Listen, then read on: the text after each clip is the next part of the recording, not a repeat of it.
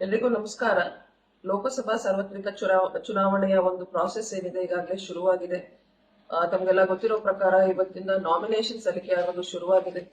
ಪ್ರತಿದಿನ ಇವತ್ತಿಂದ ಹಿಡಿದು ಅಂದ್ರೆ 28/3/2024 ಹಿಡಿದು 4 ಏಪ್ರಿಲ್ 2024 ವರ್ಕಿಂಗ್ ಡೇಸ್ ನಲ್ಲಿ ನಾಮಿನೇಷನ್ ನ ಇಲ್ಲಿ ಡಿಸಿ ಆಫೀಸ್ ನಲ್ಲಿ ತಗೊಳ್ತಾ ಇದ್ದೇವೆ. ಸೊ ಅದಕ್ಕೆ ಕೆಲವು ಆಜ್ಞೆಗಳು ನಿಷೇಧಾಜ್ಞೆಗಳು ಜಾರಿನಲ್ಲಿದೆ. ಇದು ಪಬ್ಲಿಕ್ ಗೆ ಗೊತ್ತಿರಬೇಕು.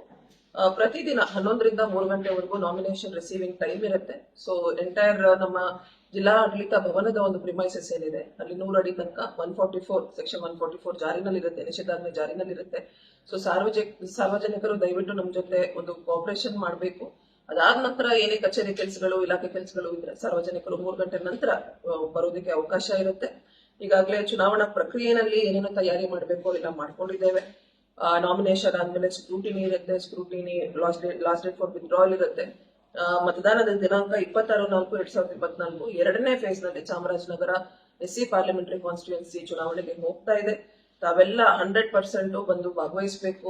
ಚುನಾವಣಾ ಪರ್ವ ಏನಿದೆ ತಮ್ಮ ವೋಟ್ ಕಾಸ್ಟ್ ಮಾಡಬೇಕು, ನೈತಿಕ ಮತದಾನ ಮಾಡಬೇಕು ಅಂತ ಕೋರ್ತಾ ನಾವು 2 ಮಾತು